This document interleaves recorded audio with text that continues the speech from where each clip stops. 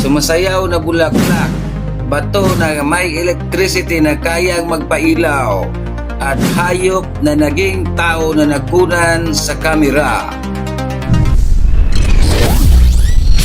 Itong kakaibang bulaklak guys na sumasayaw, mayroon talagang sumasayaw na bulaklak na tinatawag na Codario Calyx motorius, also known as telegraph plant o dancing plant, na makikita sa bansang Bangladesh, India, Laos, Thailand at iba pa.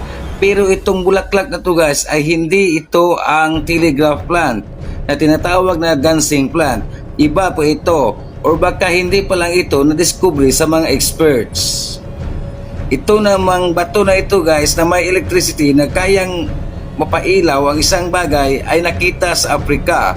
Ang sabi ng iba, para daw itong vibranium na minerals. Ang bato na makikita lamang sa movie na katulad ng Black Panther o sa Wakanda na lugar.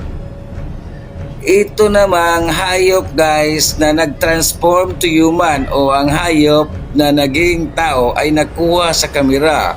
Kung titinang natin guys, ang mga anino sa paligid ay wala pong pagbabago. So kayo na lang pong bahalang humusga kung ano yan, totoo ba ito o hindi.